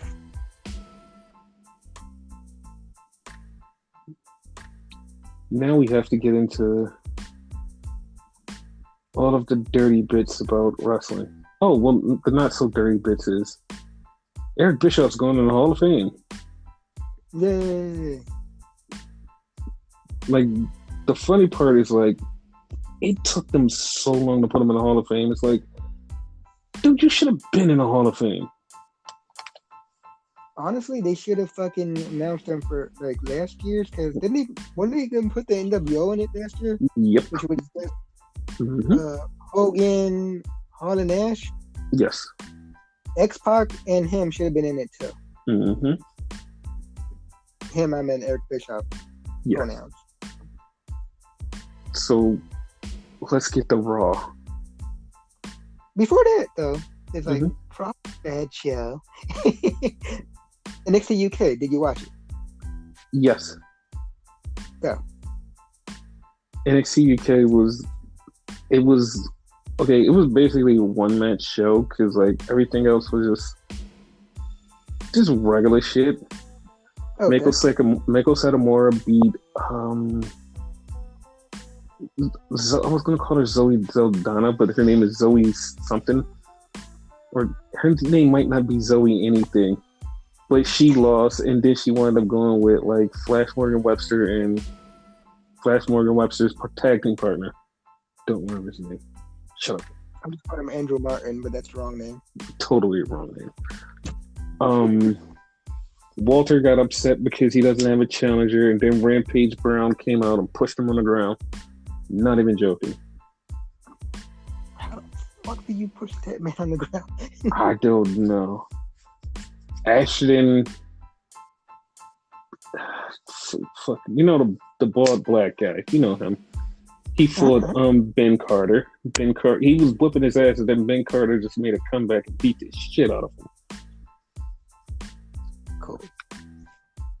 We had another promo with Xia Brookside and her butler, which is funny. Like, that was fucking hilarious. What the fuck is those guys' name? You know those fucking guys. The two guys, the cheater and the non-cheater. The tag team. Jordan and Williams, I think. Yeah, they were talking about the tag team title match, and he goes, dude, I want to win the tag team titles, but I don't want you to cheat. All right, I won't cheat. Like, please don't cheat, because I don't want you to cheat. We want to win this fair and square. You know, we could win if we cheat. I don't want to cheat. We should cheat. Like, the fuck was that? So they're having another one. They're having an interview with Ilya Dragunov. This is so fucking hilarious. So Ilya Dragunov, they're like, hey, like, how do you feel about beating up Sam Gladwell? And he's like, he's talking to him. He's like, I just want to get this out of my system. I feel bad for being a psychopath and this. And then Sam Gladwell comes and is like, hey, he's like, you're an idiot. He's like, Sam, he's like, I don't want to talk to you. He's like, you know what? I'll beat you anytime. I'll beat you in this kind of match, that kind of match. I'll beat you in a no DQ match. I'll beat you in this one. He's like, sold. And he's like, what? He's like, we were going to have a no DQ match. Sam Gladwell was like, wait, no. No, I was just saying. Like, no. You said you would beat me in a no DQ match. I'll take it. He's like, Sam Gladwell's just standing there, just like, oh, fucked up. Like, I shouldn't have said that. Too late, motherfucker. Too late. I fucked up. Like, he just started rattling off matches that he would wrestle in, and he just said, sold. And it's like, fuck. He got screwed. So to add on to fucking WrestleMania weekend, they decided to have a show called NXT UK Prelude. Okay. It's Wednesday before, I mean, not Wednesday, Thursday on Peacock before NXT TakeOver. One of the matches that they have set right now is Tyler Bate versus Noam Dar in what is it, Opera Cup or whatever cup it is, rules match, and the winner gets to face A-Kid. So that's a thing. That should be interesting. Yeah. Then they had Jordan Devlin versus Trent Seven. Fucking awesome match. I swore Trent Seven was gonna win. I swore he was gonna win. I was like, all right, he's gonna win. No, he lost. Fucking Jordan Devlin fucking pulled it out. Fucking won. Okay, wow. Yeah. Now on to Raw. Yeah. It actually started out so fucking funny because it started out with Bob Lash and Drew talking shit about each other. And Bob Lash just goes straight to it and says, Drew, me and you, WrestleMania main event. Miz comes up, was like, wait. What about me? I should be in this. And Drew and Bobby both tell Miz to shut the fuck up. So Miz just keeps going. Miz winds up getting in the ring, getting beat up by Drew. Bob Lash throws Miz off, starts beating the shit out of Drew. Drew gets back up, beats down Bob Lash, and then starts kicking the Miz's ass. Bob Lash leaves. Bob Lash starts getting his ass beat by Sheamus. What the fuck is going on here? Everybody's beating each other's ass. Yeah, and then we turn around and then Drew has a match with Miz. And then we had Braun Strowman challenge Shane McMahon for later on in the night.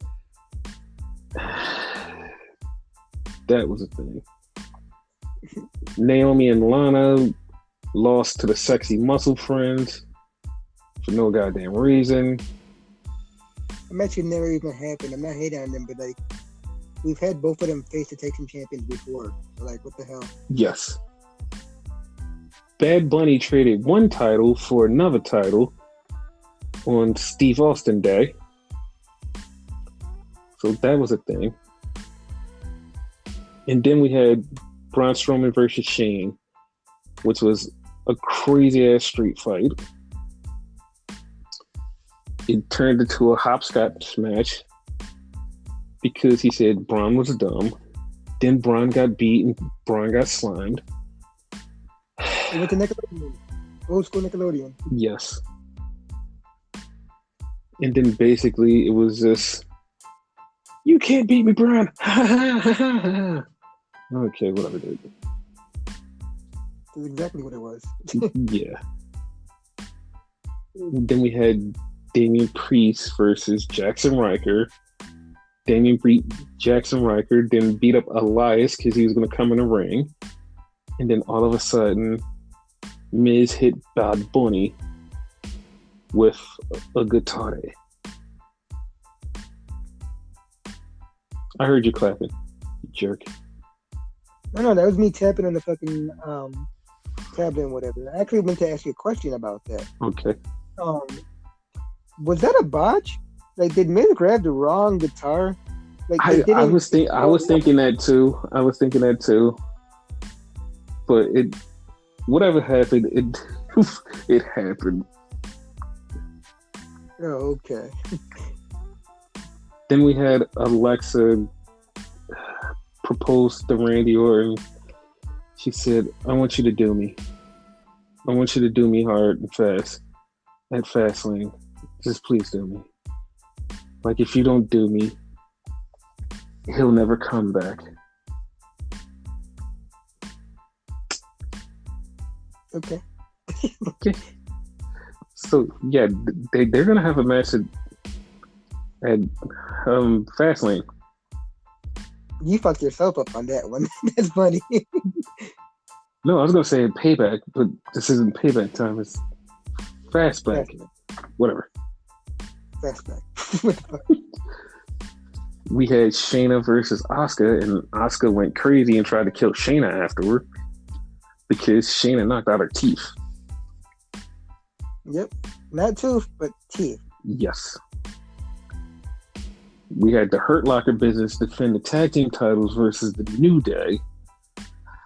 And then we get new tag team champions, the New Day, for the 11th time champions. I'm kind of upset about that. Why? Because Kofi tied Edge's record for most tag team titles? Oh, I didn't know that. Oh, like, that's what I thought you were mad about. Oh. No. I'm fucking upset because I'm OCD and they have it 11 times, which is an odd number. I don't like odd numbers like that. Trust me, buddy. They need to win it the 12th time. Trust me, they're going to win it the 12th, 13th, 14th, 15th, and 16th time. Trust me. As long as they end it with an even number, I'm good. Then we had Matt Riddle versus Mustafa Ali for the U.S. title. Matt Riddle won, but Mustafa Ali challenged them to a rematch. So yeah. Okay. Then we had the match that not saved the whole night, but like was a match everybody was talking about afterwards. Bob Lash versus Sheamus. It was fucking great. It was fucking great. It was fucking great. Everybody was talking about it. That's all they could talk about, how good that match was. And people that was like, oh, Raw sucked because somebody got slimed and they pulled out a hopscotch thing. It's for babies. Everybody in the comments was like, dude, did you even see the Bobby Lashley Sheamus match? The match was fucking awesome. Like, yeah, they just focus on the negative. It was so funny because like some of the journalists was like they skim over some of the stuff, but like as soon as they started talking about the Bob Lash Sheamus match, they just were like, oh my god, this was so good. Like they did this and they did this and it was so good, and this match was that way and it was this way, and it was like, oh, this was so fucking hilarious. This was great. This match was great. Like, this match saved the show for me. Like, okay, dude. Okay. Yeah, like they were punching the shit out of each other. Yeah. But yeah, that was Raw. Okay.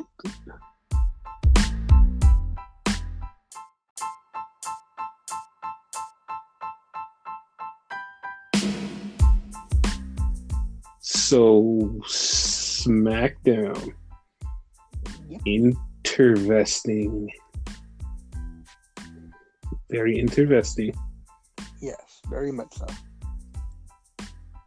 So yeah. It started off with the SmackDown Women's title match.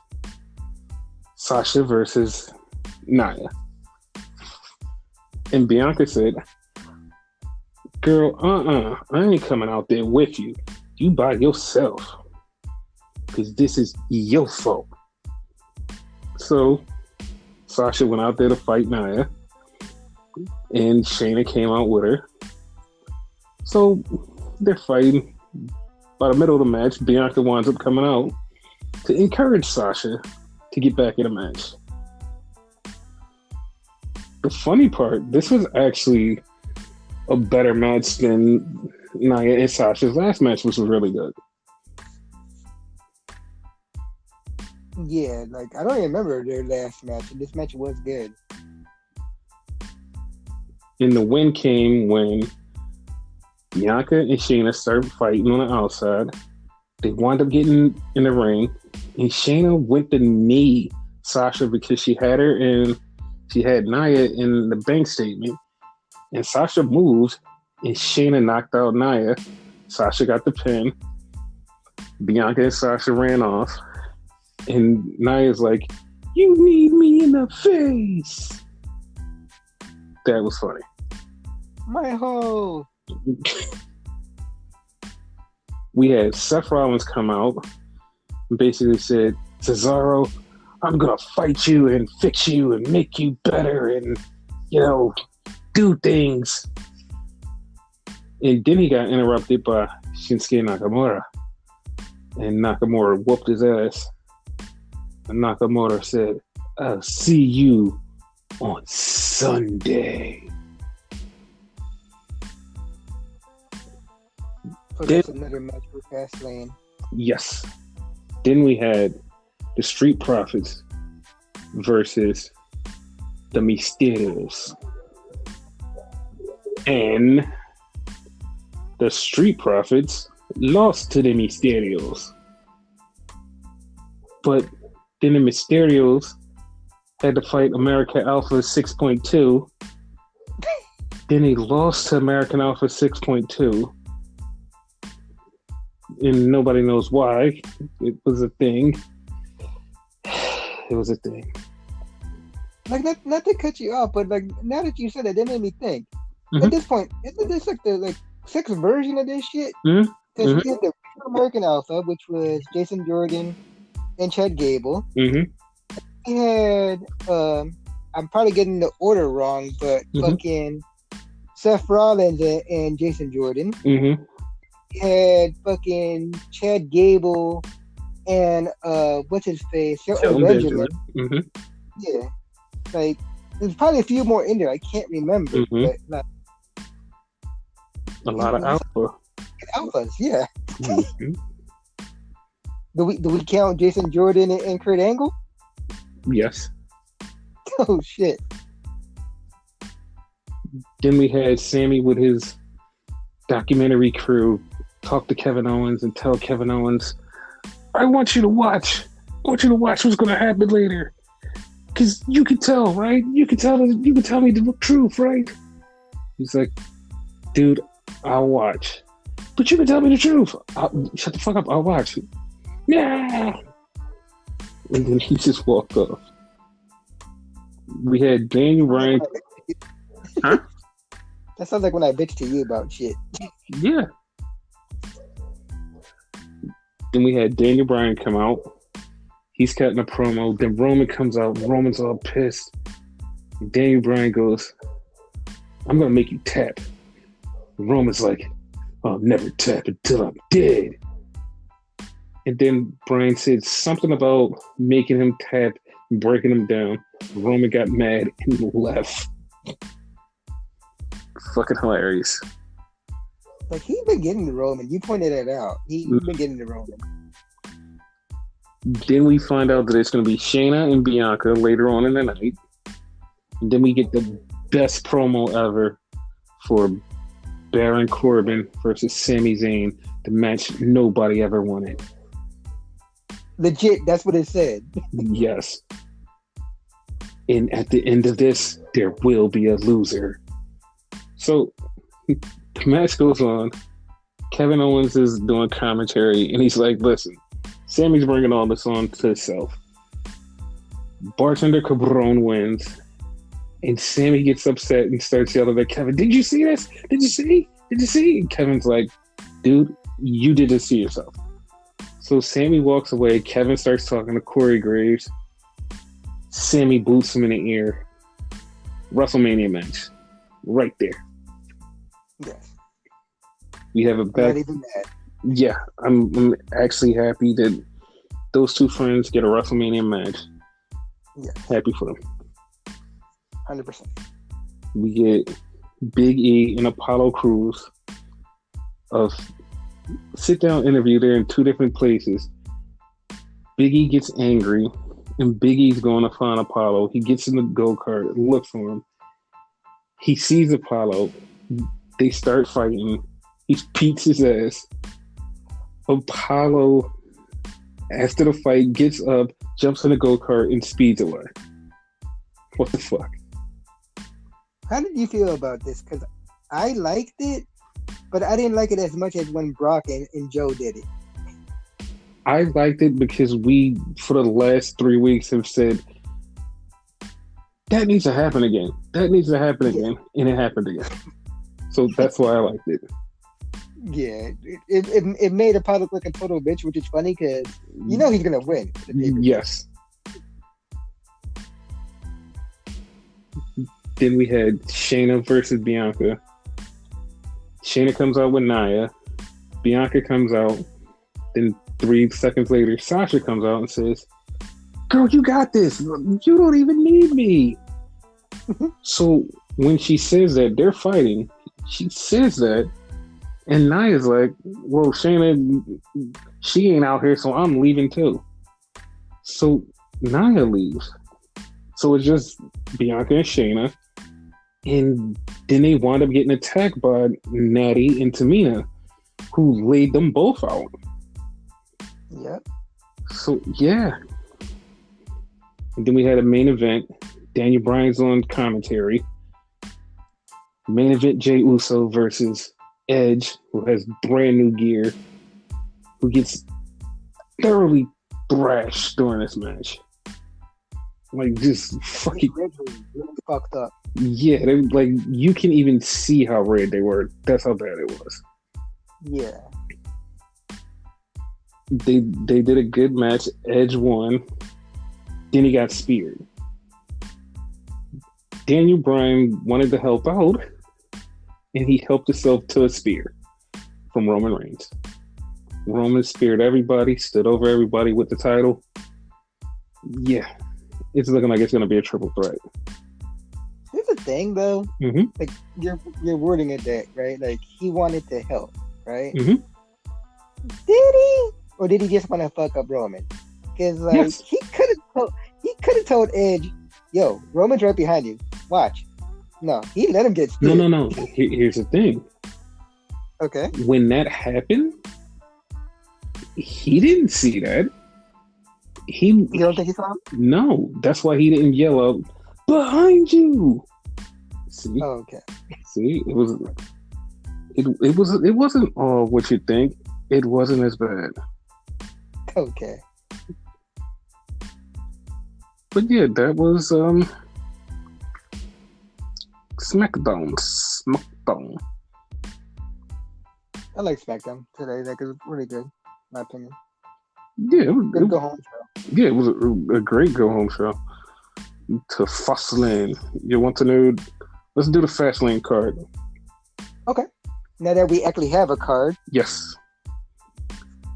Matt Riddle versus Mustafa Ali for the U.S. title. Who's winning? Ali. No question about it. I agree. Shane McMahon versus Braun McStrowman. I'm gonna go a little bit different on this one. Okay. Right? Mm-hmm. Because I feel like this should have been the WrestleMania match, right? Mm-hmm. Even though I don't want this match at all, Mm-hmm. to be honest.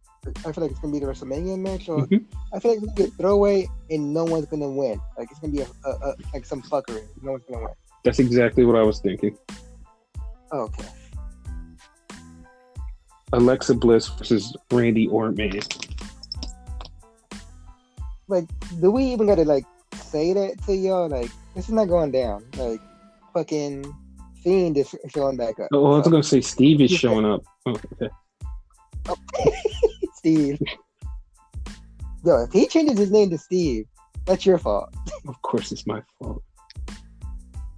Clip this, y'all. Clip this. And then we have Drew McIntyre versus Sheamus. Which apparently is now no holds barred. Yes, it may go, and a bar may be holded. Yeah, Drew's not losing that. Yeah, he's not. And for the Intercontinental Championship, Big E versus Apollo Crews. Yeah, I already said Apollo earlier. So. Yeah, I think Apollo's going to win. Yeah. Like, I think his soldiers are going to get in. Like, I'm surprised they weren't there today. Yeah, I think they're just there for the entrance and exit. Okay. Sasha and Bianca versus Nia and Shayna for the Women's Tag Team Championship. Who do you think's winning? I actually have two answers for that because my brain says one thing, but my heart says another. Okay. Like, well, it'd probably be kind of interesting if they win the tag team titles, Mm-hmm. right? Which I actually feel like it's going to happen. My brain said that, Mm-hmm. right? My heart doesn't want them to have the tag team titles. I just want to legit them going for the women's title. That's it. Yes. So they have to lose. One, they have to lose. How they lose is the thing. We have to find out how they lose, and they have to lose, but they just can't lose normally. That's it.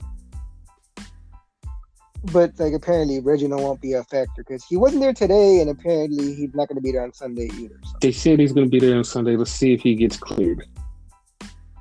Yeah. And then the main event,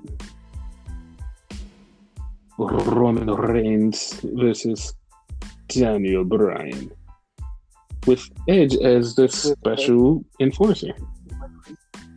Oh, I said referee. Okay, yeah. Who do you think's winning? Roman, but there's gonna be fuckery. Like Daniel Bryan's gonna come close, but it's gonna be Roman. Listen, I'm not even gonna lie. And that's how I don't care who wins. I know that this is gonna wind up being a fucking triple threat match. Don't care. Yeah, I don't care either. But like, you kind of gotta like, because I feel like if Edge wins, I mean not Edge. If Bryan wins, they could like kind of say like, oh, then Roman's out. You know? Yeah, but if Roman wins and like it's Edge's fault, you know, you can kind of do dissension there and all that. There's more of a story there. Maybe. No, either way, it's a story. Okay, Bryan wins. Okay, say Bryan wins, right? You say that Roman lost a title. He needs his rematch. Story right there. Yeah. Built right in. No, I didn't say there wasn't a story. I said there's more of a story if Roman. No, you could actually spin it. You can spin it either way because let's say Bryan does win. You can spin it with Edge's help, and then you're like, wait, total fuckery. Definitely have to bring Roman back and he gets his rematch. No fuckery. Roman still gets his rematch, and Edge already his match. We have to have a triple threat. That's it. Okay. Yeah. Like you're right. Roman wins. Bryan loses the fuckery. Roman wins. There's no fuckery. Then it's like, how do we work Bryan into this triple threat? You know what I mean? It's like, how do we work him into it? No, I got you. Like, I agree. Like, I'm just gonna say Roman, just because I feel like Roman's gonna win, but it really doesn't matter who wins because it's gonna be a 3-way anyway, and that is gonna be fucking awesome. So, and to be honest, like, it'll fucking surprise me if it's not a 3-way. Because if it's not a 3-way, where do you go with Daniel Bryan? And I know people are like, but the Daniel Bryan story makes no sense. If you've been listening to the podcast for months and months and months, we've been saying this Daniel Bryan versus Roman Reigns makes perfect sense. Every time they keep teasing it, and it's right here at WrestleMania, and we're like, Bryan has no one to wrestle. He literally has to be in this match. And if you do that, judging from what we've seen from Edge tonight, it takes a lot off of Edge. Edge doesn't have to be in there with Roman, and it has to be this weird match where it's like Edge looks old and tired and beaten. And plus it gives another set of matches. That match happens. Edge wins.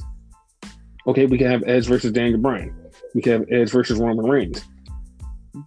But like it all makes sense. It's fun. It's fun. And like you said, like for the people who said like Bryan kind of fucked it up a little bit, it kind of makes it, I feel it's the other way around because like you said, like it's been like predetermined for a while. Yes. Bryan, right? If anything, and mind you, I'm not complaining. I'm just saying, like, due to the whole, like, the way it seemed like it was going, Edge. Yes, because even Royal Rumble night, we said, "Oh, it's going to be Edge versus Drew," because we were already thinking Bryan versus Roman WrestleMania because it had been planned, the seeds had been sown, the little shots had been taken back and forth. It had kept going. It was there. That's why we totally written off Edge coming to this show. We're like, no, it's just Edge has nothing to do. We're going right to Drew versus Edge. That's why we never thought this was going to happen until we were like, oh shit, this is happening. So yeah, like it's like and also there's nothing Daniel Bryan has been set up to do at WrestleMania. Like I would have said Seth Rollins. I have to add the Seth Rollins versus Nakamura match. We'll talk about that in a second. But like I would have been like, oh, it's gonna be Seth Rollins, but Seth has Cesaro. So it's really nothing for Brian to do except being a title match. You could have also said not about to say Nakamura, no. Sami Zayn. Because remember, like they were like feuding over the IC title thing, but he's no longer the IC champion. So exactly. So like that's why it was like all of this like ran its course to Brian had to be in the triple threat match.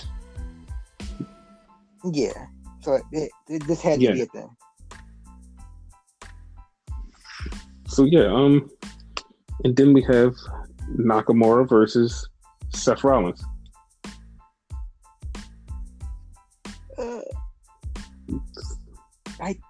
Seth Rollins. I'm going definitely Seth Rollins. Because Nakamura's a face now, and I feel like they're finally going to do something with him. I mean, maybe that's just my heart talking to me, but yeah. Yeah, that's your heart, and your heart is definitely wrong. It's just wrong. Because they're definitely not doing anything with that guy. Like, I love that guy with all my heart. They're not doing anything with that guy. Yeah. Sorry, bro. Regardless, this match is going to be awesome, though. But, yeah, like... Yeah, I changed my mind. Yeah. But then after that, it's going to be Seth versus Cesaro? Seth versus Cesaro, WrestleMania. That's Seth's big WrestleMania match. Also, Cesaro's big WrestleMania match. Yeah, I'm not mad at that at all. I'm happy for the both of them. Yes. Anything else? No, I'm just looking at Wikipedia real quick, see if we missed a match or whatever, because we actually skipped that match. No, that's all the matches. We got them all. There was an outbreak in NXT this week. And everybody is like, oh, NXT runs a sloppy shop. NXT, that's blah, blah, blah, blah, blah. That's not what happened, guys. WWE got fucked by accident. You want to know how? Well, there were people moving the rings at the Performance Center that was a hired company that WWE hired, didn't do the research on if these people are clean. Those people weren't wearing no masks, no gloves, touching stuff, moving stuff. And when they did find out about it, it was too late because people had already came back and started training. Now they're back in training and people are in this place where people were just with no mask, had their hands out, and it's like, fuck. That's why they had this like quick outbreak. It wasn't WWE's fault at all, and WWE is kind of pissed about this because they didn't find out that these people didn't have any masks or gloves until they were finishing up, and they saw it was like, oh shit, what the fuck? Why are these people doing? What the fuck? And it was too late. Kind of made WWE look bad. They kind of made WWE they definitely made WWE look bad because everybody was like, "Oh, WWE fucked up. Oh, WWE this." They didn't even do anything. Like they literally didn't do anything. That's the funny part. But actually, like props to WWE because of this, they had to cancel a lot of NXT stuff.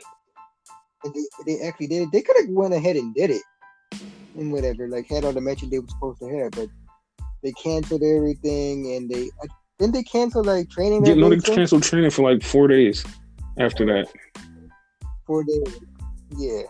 So like props for them for like handling the precautions and all. And it's funny because everybody laughed and got mad, was like, haha, Vince just got super mad about this and look at what's happening here. Yeah, he was even madder this time because it wasn't his people that fucked up.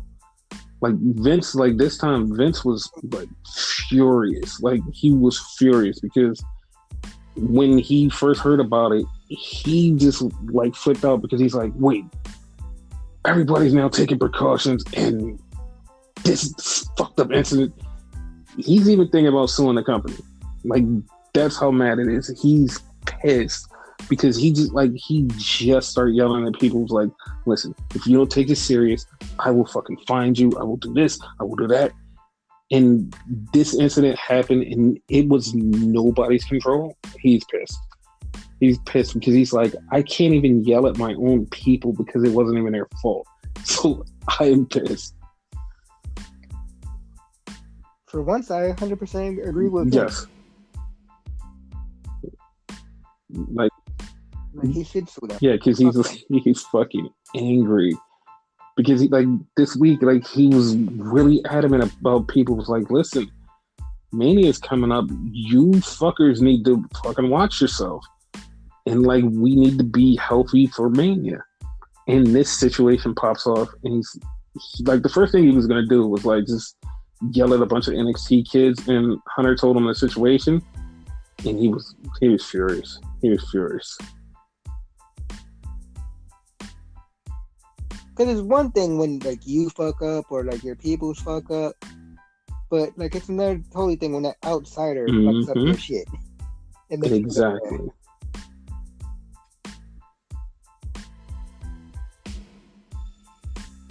But yeah, they didn't run a sloppy shop this time. Yeah. They do here and there, but this time it wasn't their fault. They ain't gonna have a sloppy shop no more because Vince has been pissed for the last couple of weeks.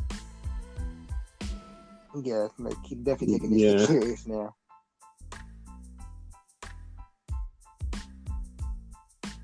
So yeah, you got anything else? Apparently they put up the host for WrestleMania. Oh. And we have 2 of them. And I don't know how I feel about that. This is the most fucked up thing you can do. And this is the most fucked up situation you can put somebody in. You put Titus O'Neil, who is a representative of fucking Florida, Tampa. He's a huge Tampa supporter. He's a huge guy down in Tampa. When this came out, and he was talking about him hosting it, Big Swole, who is also a Tampa native, was happy and excited for him because she's like, yo, you deserve this because you always talk about Tampa. You always help Tampa out. We're the Tampa Bay Stadium. This is all about us. You're one of the guys. She was like, you deserve this. But on the other side of the flip, he's co-hosting this with a person who shouldn't be hosting WrestleMania right now, or at all, or even back, Hulk Hogan. It's just what the fuck? You put one of the nicest, genuine, good human beings in the world. Yeah, I was just about to say that because you were talking about Florida, but he good in general. I think everyone. Yes, he's one of the good human beings. Titus O'Neil. You put him with fucking Hulk Hogan.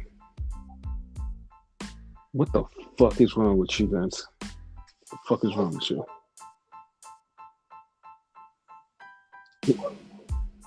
It's one or the other. You don't put both of them. You know? No. Here's I read you don't have Hulk Hogan at all, but if you're gonna have Hulk Hogan, have him there by himself. Yeah, but here's the thing, right? You know what I mean? I'm not saying I want Hogan there, but if you're gonna have him there by himself, not with Titus, that is bad. Yes. If you look at the situation. But here's the thing, right? Me knowing why they did this was more for the Peacock financial thing to grab the attention of the general audience that sees wrestling. Oh shit, Hulk Hogan's back. You should have found somebody else. A whole nother person. You could have put Ric Flair, who's way more popular than Hogan. Yeah. Mm-hmm. But you just went with your old racist trope, Hogan. It's exactly. It fucking bothers me. Every time they just go, let's bring back Hogan. Why though? Why? Just why? I can't stand it.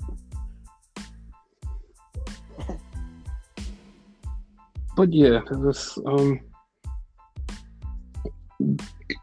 the thing at WrestleMania. Like I like that kind of like took away from WrestleMania to me a little bit, but I'm still watching because like we're gonna have good Yeah, matches. like the only reason I'm watching is to support the wrestlers that I love, which is the only reason I watch a Yes. lot of WWE television to support the wrestlers I love. Hmm. Like it's like sometimes I feel like Vince does everything he can to just go, stop watching my company. It's getting close, Vince. It's getting close. I 100% agree. Sometimes I feel like he's like trying to self sabotage. Sometimes I feel that way too, and I just like I don't want to just give this man just be like, listen, you did it. You self sabotage. You win. You got this, Vince. But I don't want to give him the win. I don't want to give him the win. It's, So yeah, that's the show. I think. I guess. You got anything else? nada, amigo. ¿Qué? Nada. Ay, ay, ay.